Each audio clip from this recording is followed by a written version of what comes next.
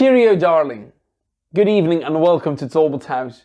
Thank you for joining us on this online presentation as we open our latest project, Cheerio Darling.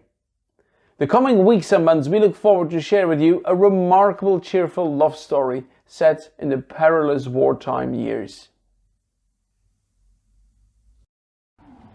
Edith Mary Ainscough was born on the 9th of January 1898 in Birmingham.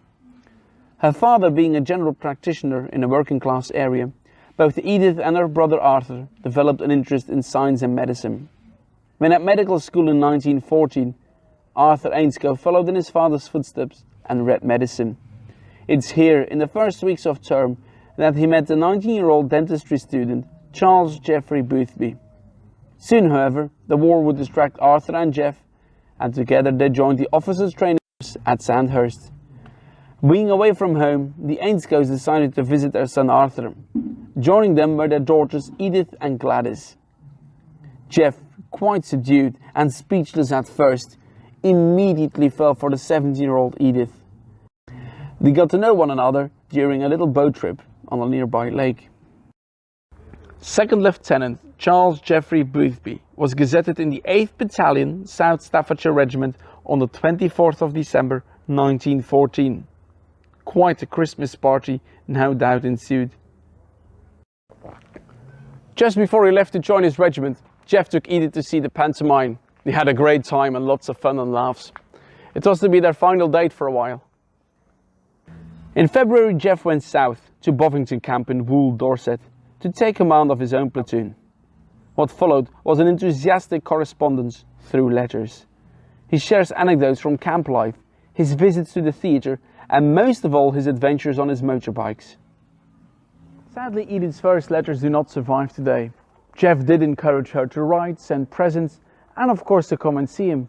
They were able to meet just 4 times. After that, Geoff's leave was cut short twice, and they were not to lay eyes on each other again, before the war called Geoff to France and eventually Belgium.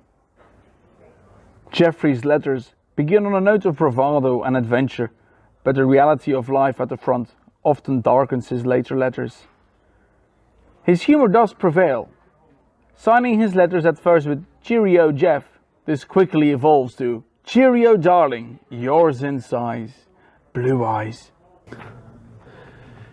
It's a story of love, but also hope. The prospect of seeing Edith again gave Geoff real courage. Even today, 100 years removed from the story, reading those letters, you get a real sense of the unbreakable bond they forged, the passion, the longing. Join us the coming months on social media and see how this relationship becomes a passionate affair of letters. Each letter will be read out on the historic day by our wonderful actress Abby and Martin. Join us on Facebook to see how the story pans out. Edith was quite keen on her music, as was Geoff, who boasted that his crumb-proof dugout had a gramophone. All of the songs you'll be hearing in today's live stream, as well as later on in the project, come directly from the letters. The modern day recordings by Patricia and Matt truly do them credit.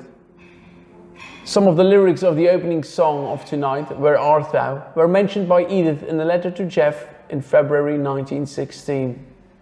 Anyway, what matters money? You should say, the desert were a paradise if thou wert there, if thou wert there. Talking to the cat, of course, she concludes always with a funny note. Now, without giving too much away, I can already let you know that Patricia and Matt, the musicians in this live stream, will be back at Talbot House around Valentine's next year for a special live event. Besides Facebook, visitors will be able to come face to face with the story right here in the Slessorium. Besides browsing through the letters, you'll be able to find out some curious anecdotes and come face to face with the original artifacts associated to the story. It's set to open on the 11th of December later this year and won't close for another year, so no excuses. Also on the 11th and again on the 12th of December, students and staff from the renowned St. Joseph's College in Ipswich will stage a fabulous concert right here in our authentic Great War Concert Hall. Who knows, maybe even Geoff would have come up here to see a show. Of course, if you want to dream away and read the letters already, you can just order yourself a copy of 30 Odd Feet Below Belgium by Professor Arthur Stockwin. This book contains all of the letters, as well as many photographs, anecdotes and additional information. It's yours for just €25 and can only be ordered through Talbot House. Now the next song, Vagabond, tonight performed by Patricia Hammond and Matt Redmond, is one of Edith's absolute favourites. She writes down all of the lyrics in a letter to Geoffrey on the 11th of December.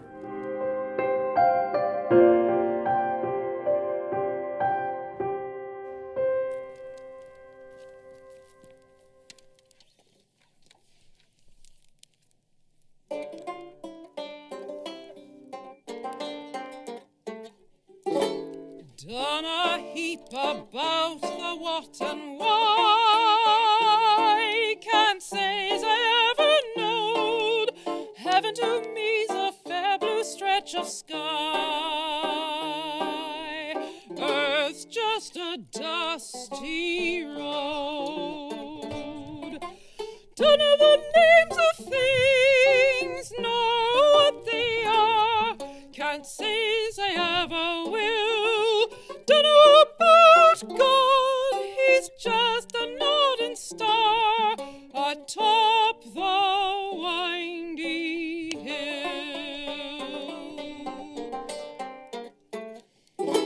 Done about life, it's just a tramp alone,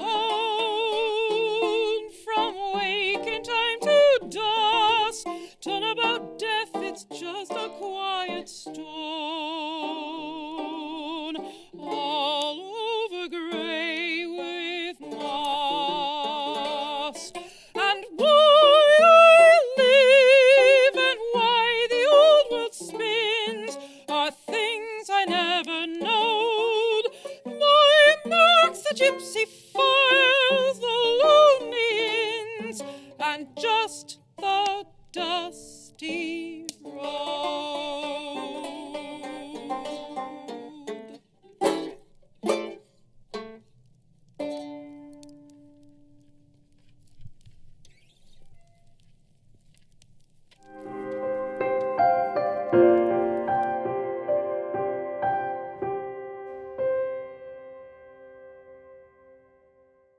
In January 1915, the 8th Battalion South Staffordshire Regiment settled down in Bovington Camp. Geoff joined them early February to take command of his platoon of about 50 soldiers. Although Geoff did try to get up to Birmingham several times, fate intervened. The first time his motorbike crashed with him on top, and the next time was just about to call on Edith when a telegram arrived ordering his return. Edith of course tried to get down herself, and the family even planned a trip to the Collingwood Hotel in Bournemouth, close to where Geoff was camped. Were they to meet again?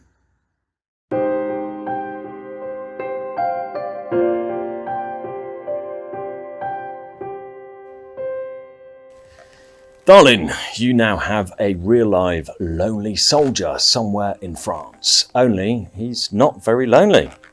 Also, please forgive me, I'm not feeling depressed or homesick. Never been more excited in my life before. You see, we're waiting way behind the firing line for our turn for a little amateur scrapping.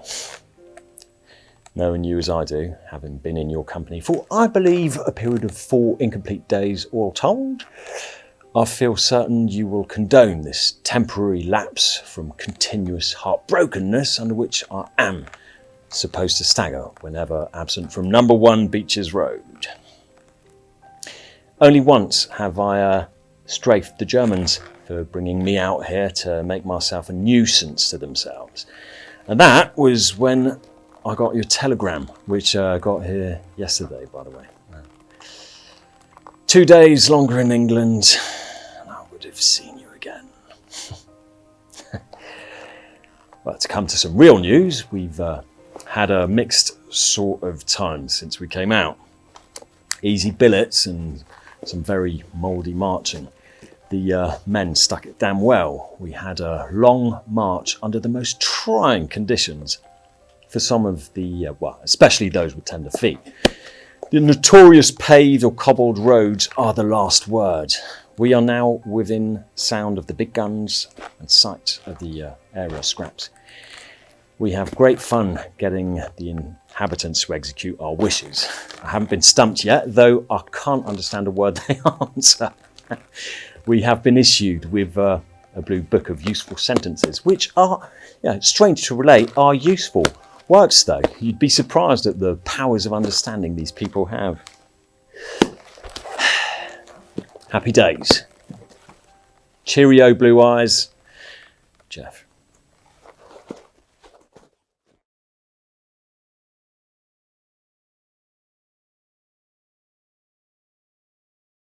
So, Mr. Stockwin, you edited this wonderful book, 30 Thank you. Feet Below Belgium, an affair of letters in the Great War, about a long-distance affair between a young soldier, Geoffrey, fighting in Flanders, and the correspondence between him and Edith, a young teenage girl. Could you explain to us what is your connection to this story? Yes, Edith was my mother, but I was not born until many years after this affair, because they were both very young. Geoffrey was 21 approximately. Edith was 17 and then 18 while these letters were being exchanged. I found the letters. Well, first of all, let's backtrack. I knew from my childhood of Geoffrey's existence because my mother had kept up relations with his family, but I had never any knowledge or inkling of any relationship between them. But I remember when I was very small, it would have been during the Second World War, going with my mother, and I would have been about 5 years old maybe, to Stratford-upon-Avon, where Geoffrey's mother lived.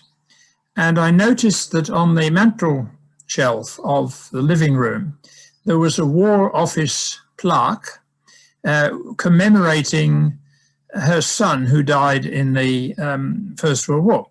That was all I ever knew. My mother never made any hint of any relationship between her and Geoffrey.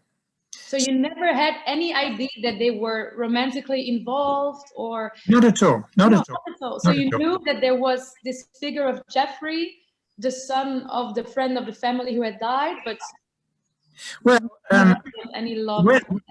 In 1990, I think I had to clear my parents' house because my mother had died some years before. My father had to go into a nursing home. I had to clear the house in order to sell it. And I discovered, I knew that there was a chest, a wooden chest under one of the beds, and it was locked, and I didn't have the key. Eventually I found the key. I had to hunt for it because there were keys all over the house in drawers and things. Eventually I found it, and when I opened the trunk, it was essentially my mother's treasure chest with all sorts of things that she had treasured within it. And one of these things was this very humble biscuit box or cake box of cardboard. And when I opened that, and it was tied together with a piece of string, I found these letters, and I think I read them right through on that very same day, and was astonished, amazed at what I found. So do you remember how did you feel when you discovered that your mother had this kind of secret love story long before you were born, long before she even met your father, and that she never told anyone about? How did you feel when you discovered these letters? I was absolutely knocked bang, it was a complete revelation to me. I had never suspected this, never known anything about it, but also I realized that I had been quite blind in relation to this, because as I was clearing the house, I found many pictures of Geoffrey. I found, I didn't find the letters obviously until the last minute, but there were, if I had put two and two together, which I didn't, I would have understood that something was going on, but I was naive. I didn't, naive or blind or whatever. I didn't suspect this. So did you look? I think there's a generalization here that people don't really expect that sort of thing of their parents. I mean, their parents are something a bit different, you know, and the idea that your mother's had an affair with somebody. I mean, You don't want to know. Did my father know? Well, I don't know that, because my father, by the time he had to go into a nursing home, was not in command of his senses, really, and I couldn't. There wasn't any way I could have asked him that. I'm pretty sure he did know, but I can't be sure of that. So did you start looking at your mother in a whole new light, in a whole new way? In a way, yes. In a way, yes. I mean, I was not born until she was, I think, 37. So I had obviously never known her as a really young person. And, you know, a young girl of 17 and a woman of 37, rather different, I think. And did you know that she was such a good writer? Well, I had seen things she had written. That is true. I mean, she didn't do writing for publication, but I mean, I'd read letters from her at various times, I suppose, and you know, I knew she could string words together pretty nicely. Yeah, and it must be so weird. I'm just imagining myself now. What it would be like to, I'm just imagining what it would be like to find letters of my mom when she was 17 and madly head over heels in love with a guy. It must right. It must be very special, but also I would maybe also feel like someone who isn't allowed to be reading those letters at the moment. Right. Well, I think I did have one or two pangs conscience over reading the letters, but I mean, you know, I realized very quickly that this is an amazing story. I mean, I don't think I need to keep it quiet, really, and it's also a story of universal significance. I mean, it's not just something to be hidden away. I mean, I thought that this should perhaps be given some general publicity. Maybe it was quite a long time before I had the letters transcribed and published eventually. In fact, I think I found them in 1990, and it wasn't until probably 2005 that they were actually published. And that was as a result of the fact that there was a publisher that I happened to know. I mentioned these letters to her, and I mean, I had worked with her on completely different things. And she had a friend who was also in publishing, who was interested in them or became interested in them. And so publication went from there eventually. And what do you think your mother would think about you publishing her intimate letters? Well, I do sometimes worry about that, because she was an extremely private person in my knowledge of her. And this, I think, relates to her generation. I mean, as I said before, I was born when she was 37, but she was born in 1898. So that generation, I think, was very tight in terms of particularly family history. I mean, these are very sensitive things for them, certainly for her. And various things had happened later in her family history, which she was very upset about, and therefore I think her general attitude was that these were not things to be talked about really very much. So, you know, had she known about it, I don't know how she would have reacted, but probably not terribly well, I suspect. But I'm glad you did share them, because again, I want to say that they're beautifully written. I've studied Yeah, literature, yes. and I find these letters real literature. I think they, yeah, it's just beautiful and wonderful to read them. I think everyone should read them because, as I said before, They're very good. Yeah, they're amazing very good. story. It's an Yeah. amazing story. Do you know how Geoffrey and your mother met? Not well. I know in very general terms, not precisely. Geoff. Well, my mother was from a medical family, and she herself became a doctor when she was in her early 20s, I suppose. She graduated from the University of Birmingham, where they lived, and Geoffrey was from a family that was originally based in London, but because of his father's work, he had come to the Birmingham area, and they had met somehow as a result of being close together. I don't know exactly how they had met, but he knew her house, had visited her and her family in her house in Birmingham some time before. I don't know how long before. He had to go to training, military training, and then to the war in Flanders. Yeah. So they had seen each other maybe 3 or 4 times before he left. Not that many. He calculated and wrote in one of the letters that according to his calculation, they had been in each other's company for no more than 4 complete days, which is an interesting observation, I suppose. But it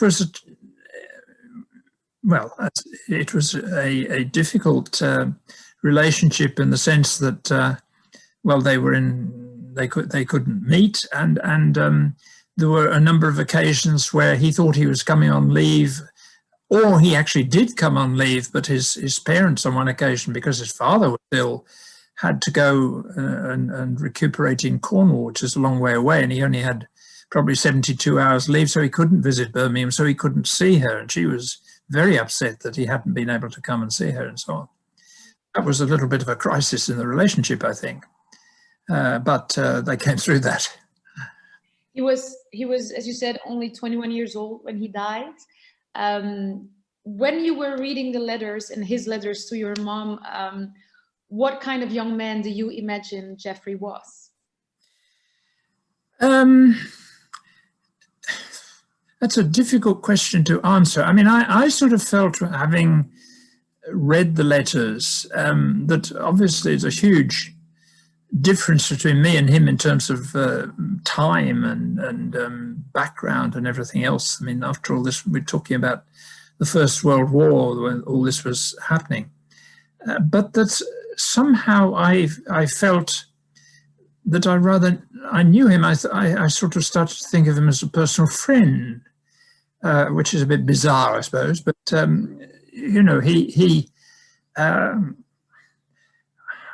he was somebody I thought I could talk with, or and would understand. He might understand me. I don't know. Yeah, I felt like he was very open and also very funny. He had a lot of humor. He was certainly very funny. He was amusing. Yeah. He was amusing. He made me laugh a lot of the time. He made me laugh when I was reading the letters. Yeah. Both of them, quite plainly from the letters, were well educated.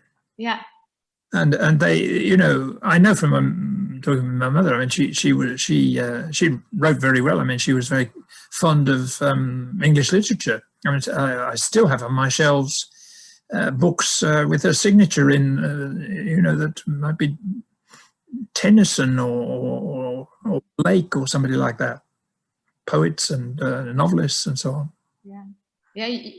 You can see that when you read the letters. You can see that they are written by people who have a lot of love for the language. That's right. That's right. They can play around with words. Yeah, and with each other, because in the beginning they're kind of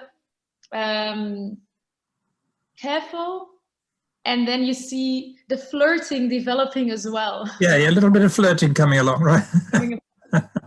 That's right. Yeah. So do you think that the long distance affair she had with Geoffrey throughout the letters has had, and her affair with Geoffrey, the love affair with Geoffrey, do you think it had an impact on the rest of your mother's life, on the choices she made later on in her life?